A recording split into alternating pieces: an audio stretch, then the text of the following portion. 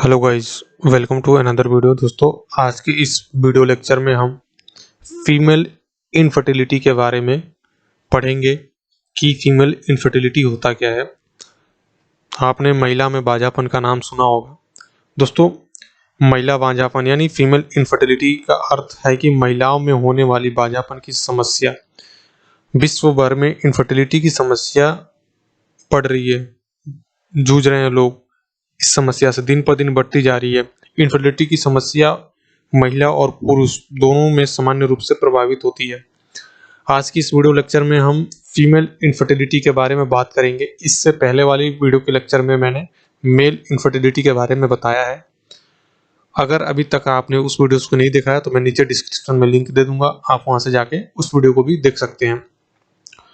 इस वीडियो में female infertility के आज के इस वीडियो में मैं आप सभी को what is female infertility, symptom of infertility in women, causes of female infertility, prevention of infertility in women and female infertility treatment, यानी कि हिंदी में कह सकते हैं हम कि महिला बांझापन क्या है, महिलाओं में बांझापन के लक्षण, महिलाओं में बांझापन के कारण, महिलाओं में बांझापन से बचाव और महिलाओं बांझापन के इलाज के बारे में मैं आपको आज इस वीडियो में बताऊंगा।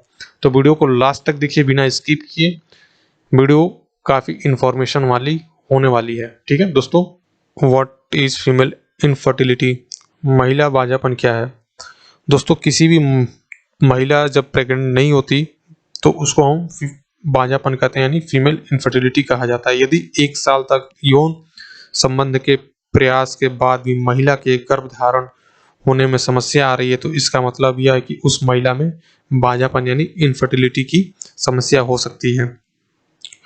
प्रेगनेंसी ना होने का कारण मेल भी हो सकते हैं। ऐसा नहीं है कि अगर लेडी कोई लगातार आप कंटिन्यूअसली सेक्स में हैं, ठीक है, बिना किसी गैप के आप इंटरकोर्स लगातार कर रहे हैं, लगातार आपने 12 महीने यानी 1 साल तक इंटरकोर्स किया, उसके बाद भी कोई लेडी प्रेग्नेंट नहीं होती तो उसमें ज़रूरी नहीं कि फीमेल में इनफर्टिलिटी हो, उसमें मेल में भी इनफर्टिलिटी हो सकती है।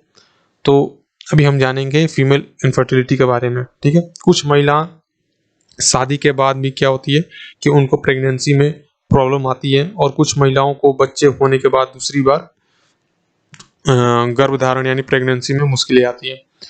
एक बार क्या होता है कि इसमें 2 तरीके की इनफर्टिलिटी होती है। पहली इनफर्टिलिटी ये होती है कि पहले तो बच्चे नहीं होते। दूसरी होती है कि मान लो एक बच्चा हो गया, उनको एक बेबी हो गया, उसके बाद दूसरी बेबी नहीं होता उनको, तो वो सेकेंडरी इनफर्टिलिटी होता है। Infertility symptoms in female, a women inability to conceive, यानी कि महिला का गर्भ धारण करने में असक्षम होना। दूसरा है कि अगर किसी महिला की पीरियड साइकिल बहुत लंबी यानी 35 दिन या इससे अधिक की है, या फिर बहुत छोटी यानी 21 दिन से पहले की है, तो यह भी महिला बांझापन का एक लक्षण हो सकता है। अनियमित पीरियड या पीरियड्स का आना, यानी कि टाइम से पीरियड ना आना या इरेगुलर पीरियड्स आना, है ना। पीरियड्स के ना आने का मतलब होता है कि महिला के गर्भाशय यानी यूट्रस में ओव्यूलेशन नहीं हो रहा है, यानी कि महिला के अंडाशय यानी ओवरी से अंडे बाहर निकलने में असक्षम है।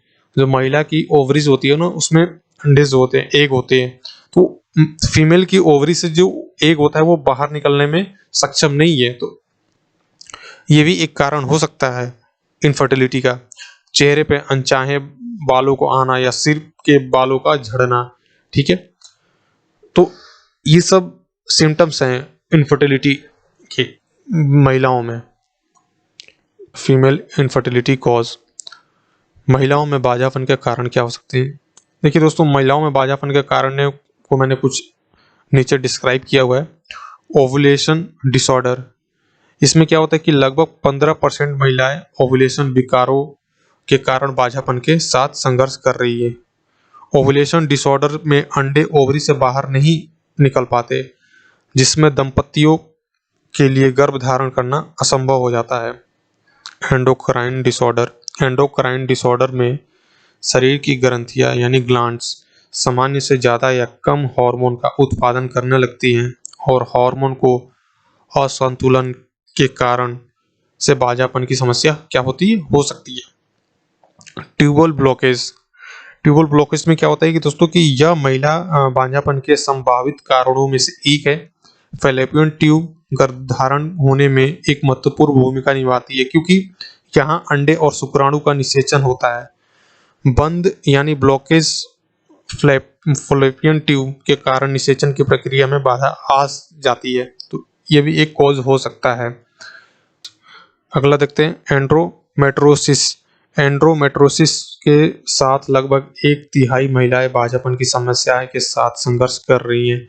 इस समस्या में एंड्रोमेट्रियल टिश्यू गर्भाशय के बाहर बढ़ने लगते हैं, जिसमें श्रेणी यानी पैल्विक अंगों को नुकसान होता है और एक महिला के गर्भधारण होने में बाधा उत्पन्न करते हैं। अगला देखते हैं एज। उम्र। कम उम्र यानी 20 वर्ष की उम्र में महिलाओं की फर्टिलिटी अधिक होती है और 35 वर्ष के बाद उनकी फर्टिलिटी कम होने लगती है। ऐसा इसलिए क्योंकि उम्र के बढ़ने के साथ साथ महिलाओं के अंडों की गुणवत्ता और मात्रा दोनों कम हो जाती है। अगला देखते हैं स्ट्रेस यानी तनाव। तनाव हमारे जीवन व हार्मोन को काफी हद तक प्रभावित कर सकता है, इसलिए तनाव के कारण भी महिलाओं में इनफर्टिलिटी की समस्या हो सकती है। हार्मोनल इम्बैलेंस के कारण थायराइड या पीसीओएस जैसी समस्या आ सकती है। Modern lifestyle. अधिक वजन या कम वजन का होना अस्वस्थ जीवन शैली का परिणाम है, जो महिला के मासिक चक्र को प्रभावित करता है और बांझापन का कारण बन सकता है। Other disorder. अन्य कई विकार भी हैं जो एक महिला की फर्टिलिटी को प्रभावित कर सकते हैं, जैसे uterine fibroid, auto immune disorder, consumption of alcohol और ड्रग्स। शराब या ड्रग्स का सेवन करना। अधिक मात्रा में शराब या ड्रग्स के सेवन करने से फर्टिलिटी कम हो सकती है, क्योंकि इससे महिला के अंडों पर नकारात्मक प्रभाव पड़ता है। Prevention of infertility in women. महिलाओं में बांझापन से बचाव के लिए महिलाओं को रोजाना संतुलित आहार लेना चाहिए, रोज एक्सरसाइज करनी चाहिए।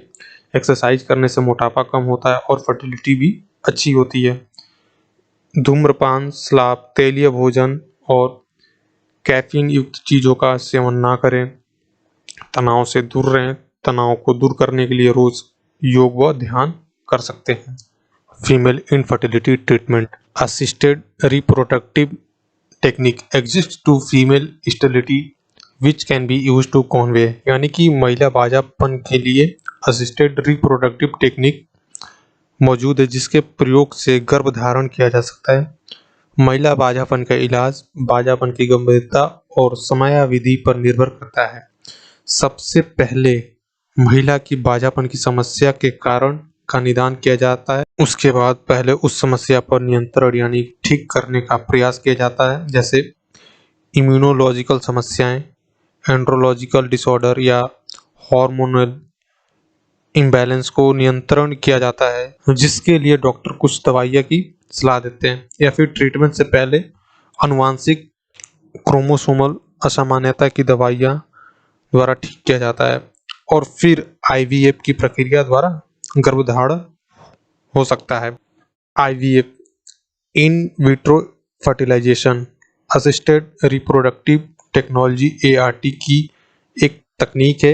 आईवीएफ की प्रक्रिया में महिलाओं के अंडाशय से अंडे को बाहर निकालकर उसे पुरुष की शुक्राणु के साथ लैब में फर्टिलाइज किया जाता है। फर्टिलाइज होने के बाद तैयार हुए भ्रूण को महिला के गर्भाशय में ट्रांसफर किया जाता है। भ्रूण यानी बोले तो एम्ब्रॉय आईवीएफ विथ डोनर एग। इसकी सलाह उन महिलाओं में दी जाती है जहां महिला के स्वयं अंडों की गुणवत्ता अच्छी नहीं होती। इस प्रक्रिया में एक महिला डोनर के अंडाशय यानी ओवरी से अंडे प्राप्त किए जाते हैं। अंडे प्राप्त करने से पहले पूरी तरह से महिला डोनर की जांच की जाती है और फिर महिला के पति के शुक्राणु के साथ अंडे को निषेचित फर्टिलाइज किया जाता है, जिसके परिणाम स्वरूप भ्रूण को गर्भाशय यानी यूट्रस में ट्रांसफर किया जाता है। जो एम्ब्रॉय होता है उसको फिर यूट्रस में ट्रांसफर किया जाता है। IUI intra uterine insemination treatment. एक सरल प्रक्रिया है जिसमें शुक्राणु को लैब में साफ करने के बाद ओव्यूलेशन के समय महिला साथी के गर्भाशय में ट्रांसफर किया जाता है, जिससे शुक्राणु के अंडे के साथ फर्टिलाइज होने की संभावना बढ़ जाती है। लेप्रोस्कोपी। इस प्रक्रिया में लेप्रोस्कोप सर्जिकल उपकरण का उपयोग किया जाता है जिसमें कैमरा और लाइट होती है। लेप्रोस्कोपी का उपयोग एंड्रोमेट्रियोसिस के इलाज और गर्भाशय में सिस्ट को हटाने के लिए किया जाता है। दोस्तों, ये थी कुछ फीमेल इनफर्टिलिटी के बारे में जानकारी जो मैंने आप सभी को इस पीपीटी के माध्यम से बताया। आशा करता हूँ कि यह वीडियो आपके लिए हेल्पफुल रहेगी, आपको इस वीडियो से काफ़ी मदद मिलेगी। अगर हमारी वीडियो से आपको कुछ सीखने को मिलता है तो हमारे चैनल को सब्सक्राइब कीजिए और हमारे वीडियोस को अपने दोस्तों के साथ शेयर कीजिए। गाइज, मैं इसका जो पीपीटी है मैं टेलीग्राम पे दे दूंगा, आप वहां से जाके इसको आसानी से डाउनलोड कर सकते हैं और पढ़ सकते हैं। दोस्तों, मिलते हैं अगले वीडियो में अगले नए टॉपिक के साथ। तब तक के लिए अपना ध्यान रखिए। जय हिंद, जय भारत।